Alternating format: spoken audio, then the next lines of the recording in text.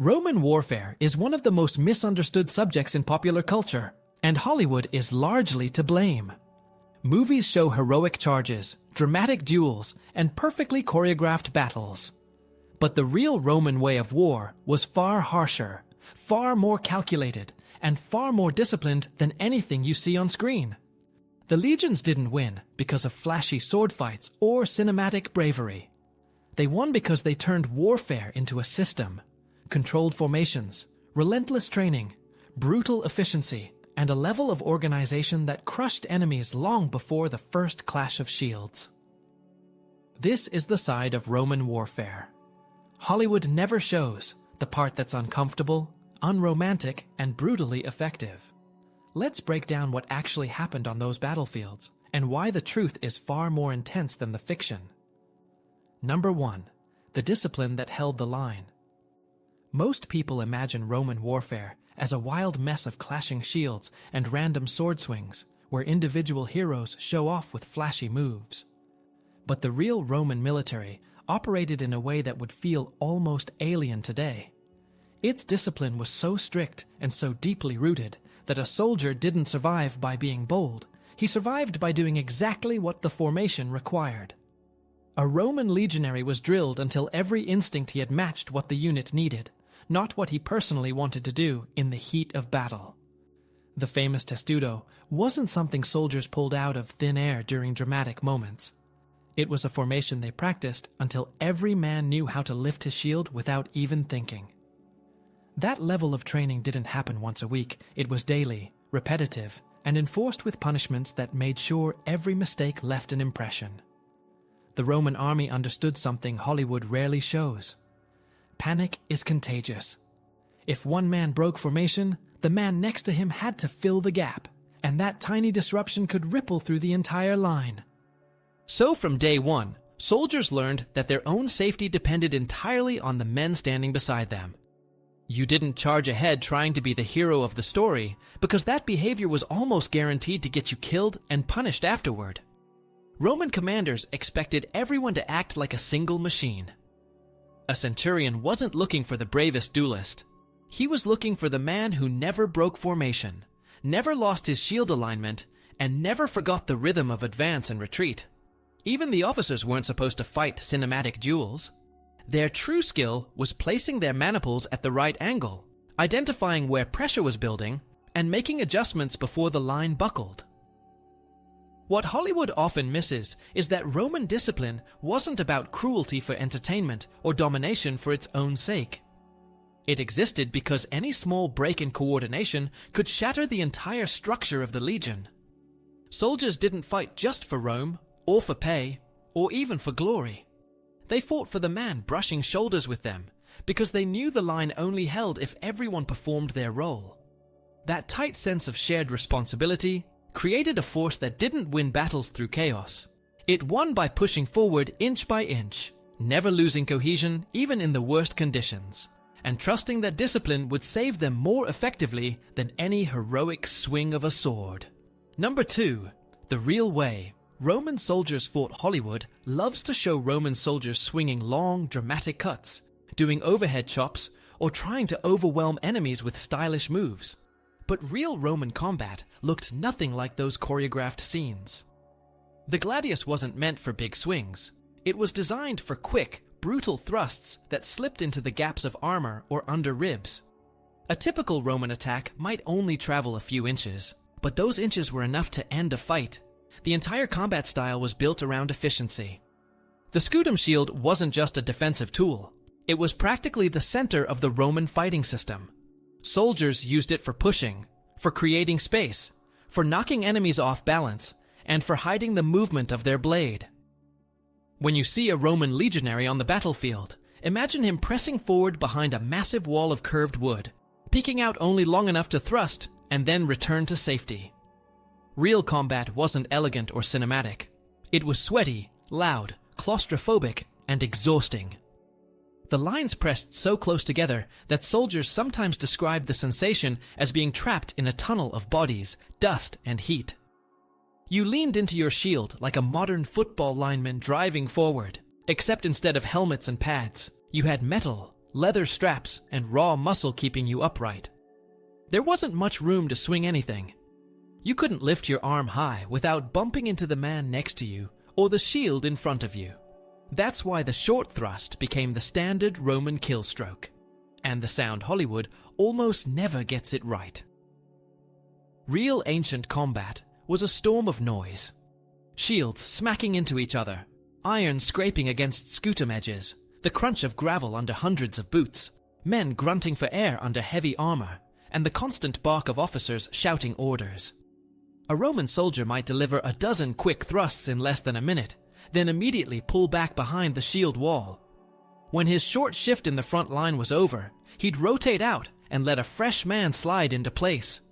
It wasn't about individual bravery. It was about maintaining that relentless, grinding pressure. Movies show stylish duels. Rome showed industrialized efficiency long before anyone used that word. It was a battlefield approach that broke enemies not with spectacle, but with repetition, precision, and teamwork.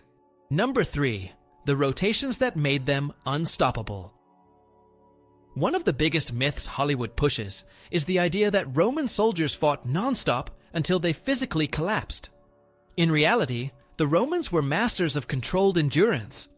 Their rotation system made them feel almost superhuman compared to enemies who relied on raw stamina or emotional adrenaline.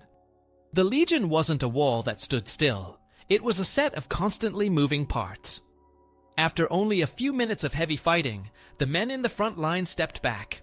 The second line moved forward, shields already lifted, fresh, steady, and ready. Behind them, another line prepared to take over next. That constant renewal crushed enemy morale. Imagine being a tribal warrior who had been fighting for what felt like hours, drenched in sweat, arms shaking, lungs burning. And suddenly, the Roman you were trading blows with simply stepped aside, and in his place stood a completely fresh soldier. Same discipline, same shield position, same quiet confidence, because he hadn't thrown a single strike yet. Over time, that cycle didn't just exhaust the enemy physically, it drained them mentally. They realized the Romans weren't wearing down the way humans normally do. It felt like fighting something mechanical, something that never tired, never broke, never lost its shape. There's a reason ancient writers describe the legion like a machine. Hollywood avoids showing rotations because they don't fit the dramatic fantasy of a hero battling countless foes. But the real Roman system was far more impressive. Every soldier understood he didn't need to be a superhuman. He only needed to endure a short, intense moment at the front before stepping back to catch his breath. That short break meant he could rejoin the line with full strength. The officers made sure the rhythm never stopped. They walked behind the formation, calling out orders, checking on gear, shifting maniples according to battlefield pressure, and watching for fatigue. A tired soldier wasn't shamed. He was replaced temporarily. That simple idea multiplied their combat power. The Romans figured out how to fight battles not as individuals, but as a rotating cycle of force, ensuring the enemy grew weaker, while the legion stayed almost unnervingly consistent. That's what made them so terrifying to face. They didn't just fight better, they fought smarter, longer, and with a system designed to turn human limits into an advantage rather than a weakness. Number 4. The logistics that won their wars. Hollywood tells stories through battles, but the Romans won most of their wars long before anyone saw the enemy. Their real secret wasn't just discipline or training, it was logistics. They mastered the art of bringing everything they needed with them, no matter how far they marched. A Roman army wasn't a group of soldiers wandering around hoping to find supplies. It was a fully functioning mobile city. Behind every legion came long lines of wagons carrying food, water, tools, spare weapons, tents, medical gear, and raw materials. They brought carpenters, smiths, surveyors, cooks, engineers, and animal specialists. It wasn't glamorous, but it kept the machine running. A Roman soldier didn't lie awake at night wondering if he'd get food the next day. The quartermasters already calculated daily rations, planned distribution points, and tracked inventories with almost obsessive detail.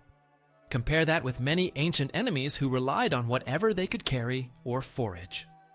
If a tribal army ran out of food, men deserted. If the Romans ran out, someone in the supply chain paid the price, but the soldiers were fed. Their famous roads weren't just symbols of empire, they were engineered supply lines allowing legions to move faster, carry more, and arrive in fighting shape rather than exhausted. Then there were the camps. Every single night, no matter how tired they were, the soldiers built a fortified camp with ditches, walls, defensive stakes, and an organized layout. They knew exactly where the tents would go, where the animals would sleep, where weapons were stored, and where the commanders worked. It was routine. It was predictable. It was safe. Many enemies lost half their men to nighttime raids, disorganization, or exposure. Romans slept behind walls they built in a matter of hours. That structure saved lives without a single sword being drawn. What Hollywood rarely captures is how much of Roman warfare was administrative. Battles were only a piece of the puzzle. Planning, rationing, construction, transportation, and constant organization kept the army strong. In a world where most forces struggled just to keep moving, Rome built a system that allowed them to march farther, fight longer, and recover faster than anyone else. Victory didn't come from the battlefield alone. It came from a mindset that treated war like a long-term project rather than a single dramatic moment. Number 5. The brutality of training. People tend to imagine Roman training as a few weeks of marching, basic drills, and learning how to swing a wooden sword. The truth is that Roman training pushed recruits so hard that many people today wouldn't last a single day of it. Everything was designed to be harder, heavier, and more exhausting than what they'd face in real battle. Their wooden swords weren't lightweight practice toys. They were intentionally heavier than real gladi, often double the weight, so every swing, block, and thrust built power and stamina. When a recruit finally picked up a real sword, it felt almost effortless compared to what he had been practicing with. And that same philosophy applied to everything. Marches were brutal. Recruits carried heavy packs with rations, tools, stakes, cooking gear, extra sandals, and whatever else the legion needed.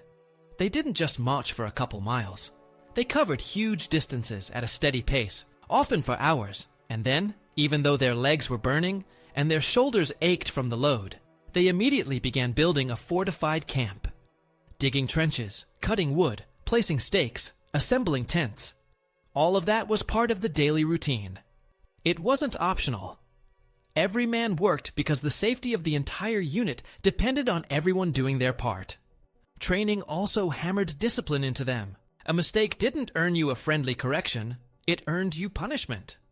Not because the Romans enjoyed being harsh, but because one person's mistake in formation could get the entire line killed. So the drills weren't just about repeating motions. They were about making sure every soldier reacted instantly and correctly, even when tired, scared, or overwhelmed. If the order was testudo, you formed it without hesitation. If the centurion shouted, "Close ranks," you closed ranks like your life depended on it, because it absolutely did. And this environment shaped how Romans thought. They weren't encouraged to be flashy or emotional. They weren't supposed to run ahead to prove themselves.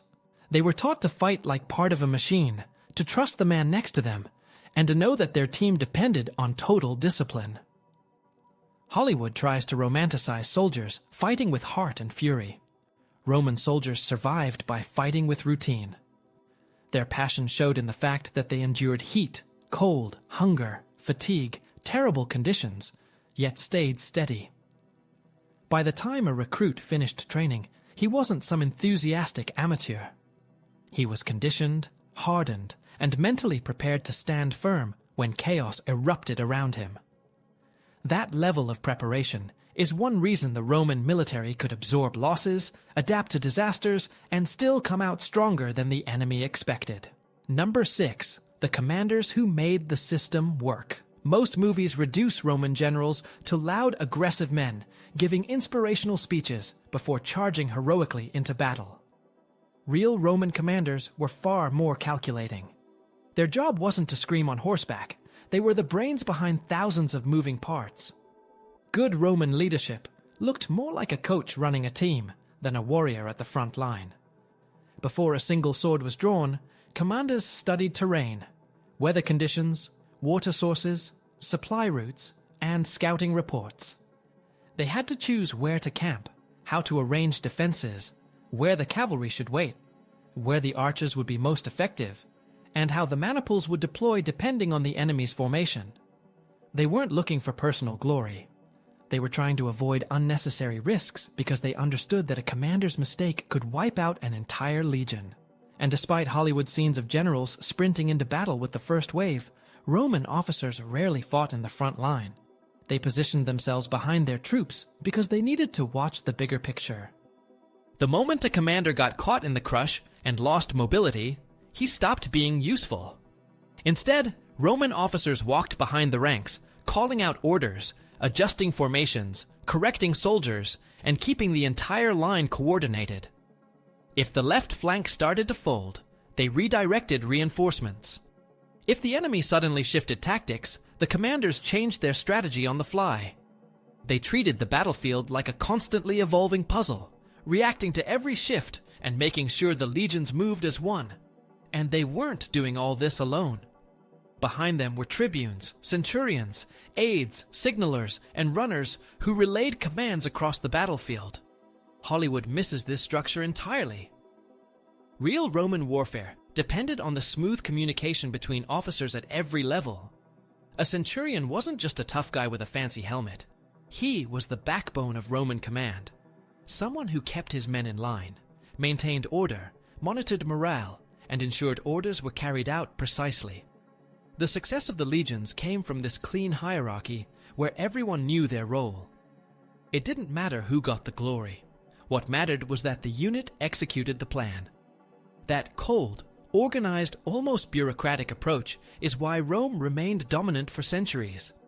The generals who understood the value of strategy, not theatrics, were the ones who made the Roman system unstoppable. Number 7. The enemy's Rome. Actually feared Hollywood often reduces Rome's enemies to faceless crowds or wild barbarians rushing into battle with no plan. But Rome didn't expand across continents by fighting weak opponents. They faced dangerous, intelligent, and resourceful enemies who exploited every Roman weakness. The Gauls, for example, were anything but primitive. Their warriors were fierce, fast, and incredibly skilled, and their leaders used tactics designed to destabilize Roman formations before close combat even started. Some tribes were experts at sudden charges that hit with shocking speed and power. Germanic tribes were even more terrifying in certain conditions. They weren't interested in lining up politely in open fields. They used dense forests, swamps, and uneven terrain to lure Roman legions into places where ordered formations became a liability. The Teutoburg forest disaster happened because Rome underestimated how effectively Germanic warriors could use terrain to disrupt the legion's tight formations. Once the Romans were stretched out and unable to hold a line, even the best training couldn't save them. Then there were the Parthians, the nightmare of every Roman commander in the east. They didn't fight like anyone Rome had dealt with before. They relied on horse archers who moved fast, kept their distance, and fired arrows while retreating. This Parthian shot made them nearly impossible to catch. Their cavalry could circle the Romans, drain their stamina, and pick them apart without ever engaging in close combat. The defeat at Carrhae wasn't just bad luck. It showed how vulnerable Rome could be when fighting an enemy who refused to play by Rome's rules. And we can't forget Carthage. Hannibal's tactics at Cannae are still studied in military academies today. He crushed a much larger Roman force by outthinking them, not by overpowering them. Rome absolutely feared these opponents, not because they were stronger overall, but because they exploited weaknesses that Rome had to learn to fix. The truth is, Rome survived because it adapted. Every major defeat forced the Romans to rethink strategy, change formations, improve equipment, or adjust logistics. Hollywood rarely shows this cycle of learning. Rome wasn't dominant because it steamrolled everyone. Rome was dominant because it kept evolving, pushing itself to overcome whatever new threat appeared. Number 8. The reality of Roman battlefield chaos. Hollywood loves neat battlefields, clear views of the fighting, and perfectly arranged formations that stay orderly from start to finish. Real Roman warfare was nothing like that. Once armies clashed, everything became chaos dust, heat, screaming, confusion, and total sensory overload. Dust was one of the biggest issues. Thousands of soldiers shuffling forward, dragging gear, trampling dirt, and smashing into shields, kicked up massive clouds that hung low over the battlefield. Sometimes officers couldn't even see their own men. Commanders relied on sound signals, runners, and instinct because visibility could drop to almost nothing. And noise was a problem too. You're talking about tens of thousands of men shouting, metal clashing, horns blowing, and the constant thud of shields hitting bodies. Commands often got lost in the roar, so soldiers depended heavily on watching the movement of the men around them. If the man on your right stepped forward, you stepped forward. If he tightened formation, you did the same. Fighting wasn't elegant. It was cramped and exhausting. You were shoulder to shoulder, shield to shield, barely able to swing your weapon without hitting your own men. The ground quickly became uneven with dropped gear, fallen soldiers, broken spears, and mud churned up under heavy sandals.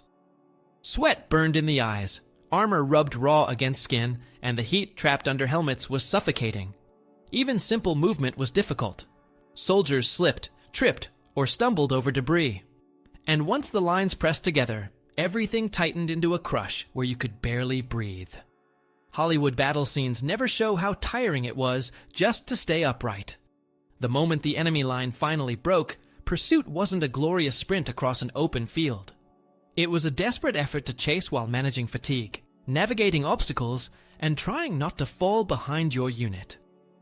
And after the battle, the chaos didn't end. The battlefield was a mess of confusion-injured men calling for help, officers reorganizing troops, exhausted soldiers dropping wherever they could, and support crews trying to recover equipment or tend to the wounded. But through all of this, the Roman system held together. Their discipline, constant rotations, reliable logistics, and strict coordination kept them functioning even in the worst conditions. That's the part Hollywood almost never shows. Roman victories weren't about flawless formations or heroic individual fighters. They were about enduring the ugly, messy, overwhelming reality of ancient warfare better than anyone else. Their strength came from the fact that when chaos hit, and it always did, they were the side that didn't fall apart.